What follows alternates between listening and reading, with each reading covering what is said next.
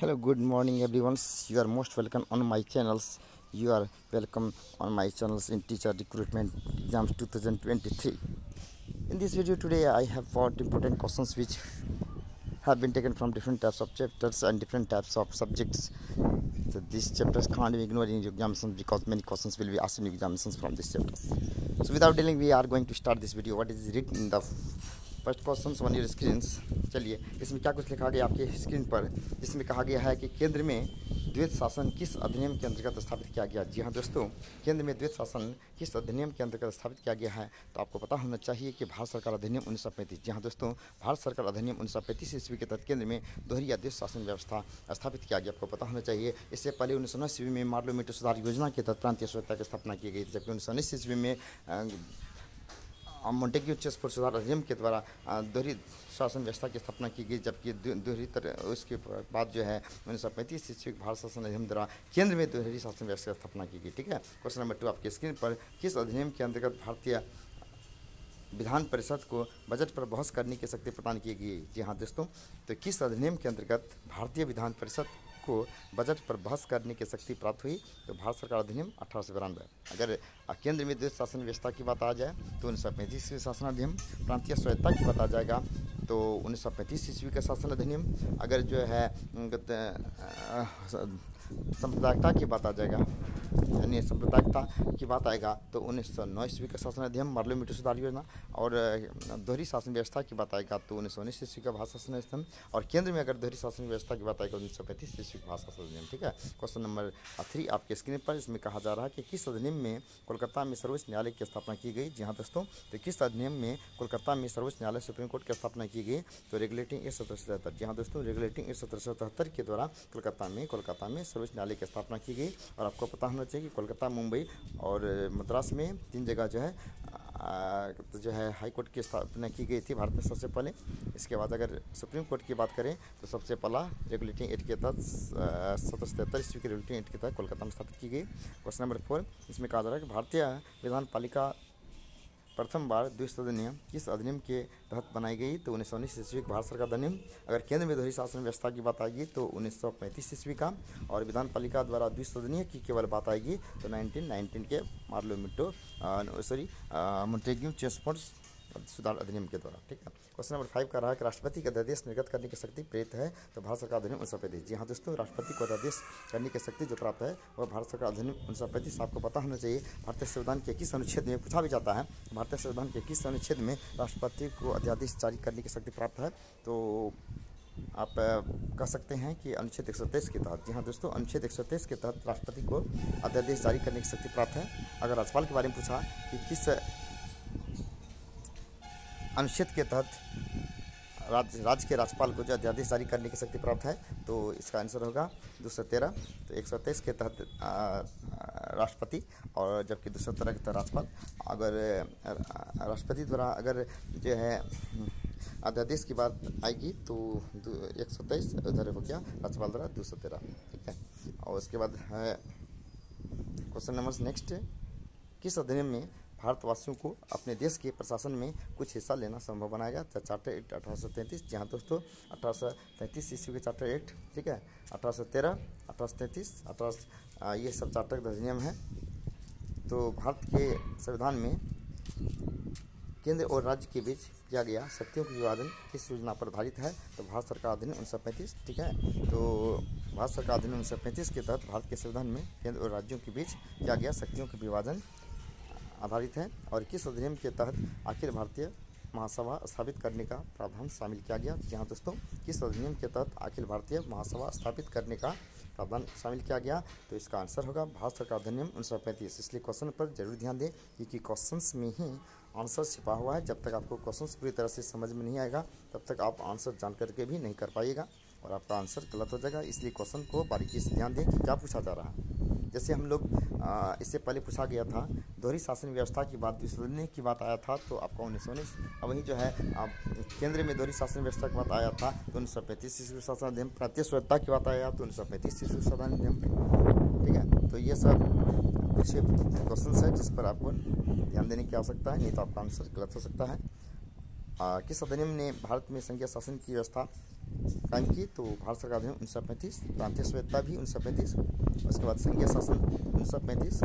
और आपको पता होना चाहिए, ऐसा भी पूछा जाता है भारतीय संविधान में संघीय शासन कहाँ से लिया गया है, तो कनाडा से, ठीक है। और संसदीय शासन के बारे में पूछा जाए तो संसदीय शासन ब्रिटेन से लिया गया। दोहरी नागरिकता जो है आपका भारत में, एकल नागरिकता है जो कि ब्रिटेन से लिया गया है। मौलिक अधिकार की बात करें अमेरिका से, नीति निर्देशक की बात करें तो आयरलैंड से, उसके बाद है अगर मौलिक कर्तव्य की बात करें तो रूस से, संवैधानिक संशोधन की बात करें तो दक्षिण अफ्रीका से, समवर्ती सूची की बात करें तो ऑस्ट्रेलिया से, आपातकाल करें तो यानी 3 तरह के आपातकालीन अधिकार राष्ट्रपति को प्राप्त है भारतीय संविधान में।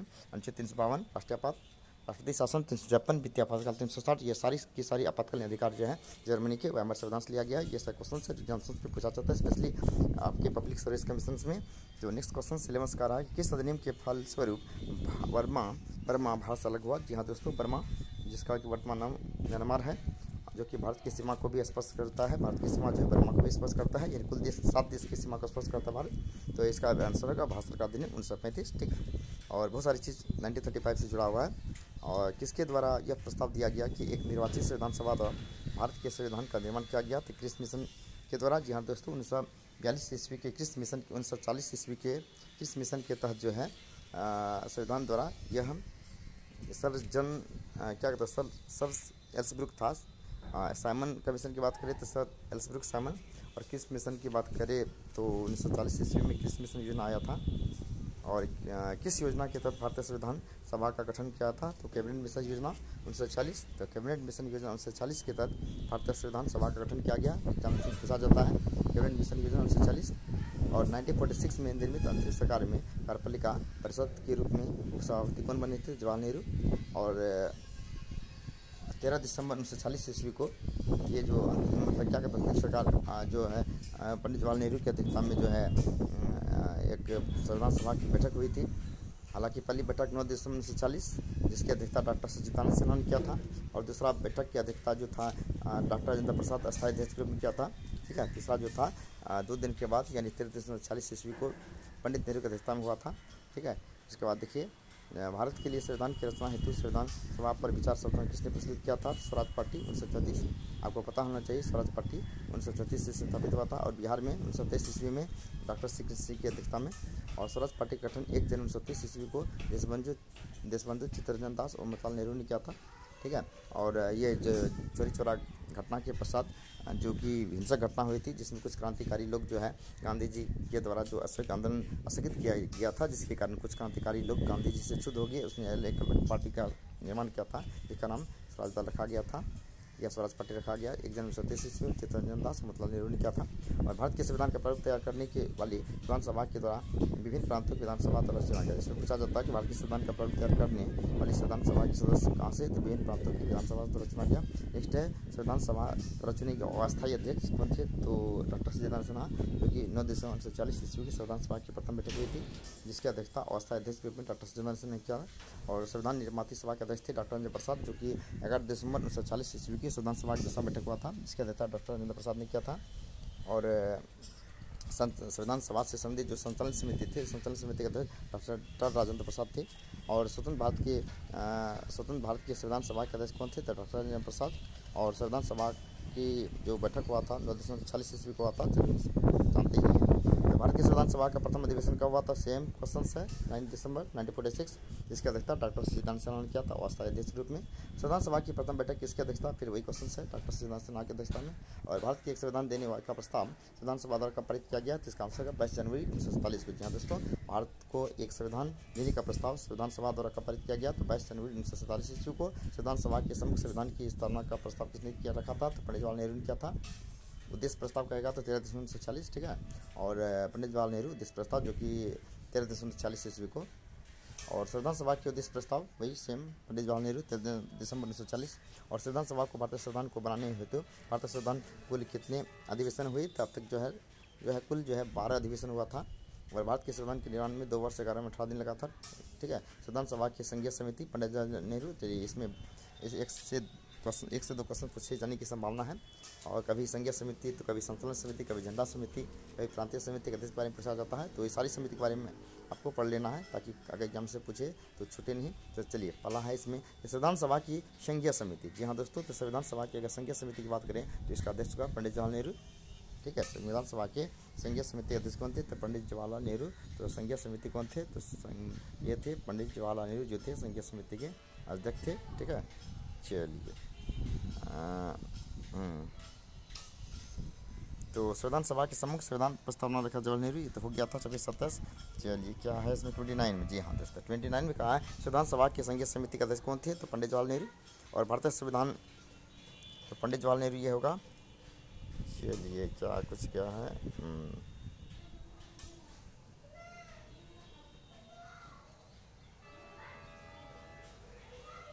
चलिए संविधान सभा से प्रांतीय समिति की बात करें तो सरदार वल्लभ भाई पटेल, और संघीय समिति की बात करें तो पंडित जवाहरलाल नेहरू, और भारतीय संविधान सभा की प्रारूप समिति की बात करें डॉक्टर भीमराव अम्बेडकर। ठीक है, 32 में कह रहा है कि डॉक्टर भीमराव अम्बेडकर की अध्यक्षता में संविधान सभा की समिति में कुल कितने सदस्य थे? तो भीमराव अम्बेडकर के अलावा 6 सदस्य थे, कुल 7 सदस्य कहा जाए। और संविधान सभा के ने डॉक्टर भीमराव अम्बेडकर की अध्यक्षता के प्रारूप समिति का गठन कब किया था? तो 29 अगस्त 1947 ईस्वी को। भारतीय संविधान के निर्माण के समय संविधान सलाहकार कौन थे? बी.एन. राव, तो बेनेगल नरसिंह राव थे। और भारतीय संविधान का प्रथम प्रारूप कब तैयार हुआ? किसकी अध्यक्षता में? तो बी.एन. राव की अध्यक्षता में। संविधान सभा के सलाहकार समिति के अध्यक्ष कौन थे? तो सरदार वल्लभ भाई पटेल। अगर प्रांतीय समिति की बात करें तो भी सरदार वल्लभ भाई पटेल का नाम आ गया।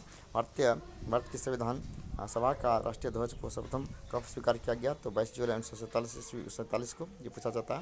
और संविधान निर्माती परिषद की झंडा समिति के अध्यक्ष कौन थे? तो झंडा समिति के थे जे.बी. कृपलानी, यहाँ डॉक्टर राजेंद्र प्रसाद का नाम आ रहा है, इसका आंसर जे.बी. कृपलानी होगा। ठीक है, भारतीय संविधान के सभा द्वारा कब अंगीकृत किया गया? 26 नवंबर 1949 ईस्वी को भारतीय संविधान संविधान सभा द्वारा अंगीकृत किया गया। और भारत का संविधान की स्थिति को अपनाया गया 26 नवंबर 1949 को, और यह लागू हुआ था 26 जनवरी 1950 ईस्वी को। भारतीय संविधान सभा द्वारा बी.आर. अम्बेडकर के संविधान सभा में निर्वाचित हुआ था मुंबई प्रेसिडेंसी से। किस वर्ष जनगणमन को भारतीय संविधान कहा गया? 26 जनवरी 1950 ईस्वी को, और ये अपनाया गया। और संविधान सभा में वयस्क मताधिकार को 15 वर्षों के बाद स्थगित करने की बात किसने की थी? मौलाना कलाम आजाद। ठीक है, किसने यह सुझाव दिया कि भारत की स्वतंत्रता के बाद भारतीय राष्ट्रीय कांग्रेस का एक राजनीतिक दल के रूप में बंद कर दिए गए? तो महात्मा गांधी का सुझाव था। और लास्ट क्वेश्चन आपके स्क्रीन पर, इसमें कहा अपने राष्ट्रवादी प्रतिक्रिया में भारतीय संविधान की निर्माताओं में अल्पसंख्यकों के हितों तथा भावनाओं के महत्व को कम करने का कहा। यह कथन किसका है? तो आइवर जेनिंग्स का। ये थे इंडियन कॉन्स्टिट्यूशन से संबंधित क्वेश्चन। ये सारे क्वेश्चन इंपॉर्टेंट है आपके एग्जाम्स के लिए। इसलिए चलिए, वीडियो बहुत लंबा हो गया, इसलिए हम आप लोगों का ज़्यादा समय नहीं लाना चाहेंगे। तो फिर अगर किसी प्रकार का अपडेट आता है तो हम लोग आप लोगों के बीच शेयर करने का प्रयास करें। तो at last I would like to give you some message. If you have come on my channels, if you are watching my video, you have not subscribed my channels, it will be my kindly request, must subscribe these channels. If you have not liked this video, please try to like this video and also share this video. Have a nice day. Thanks everyone.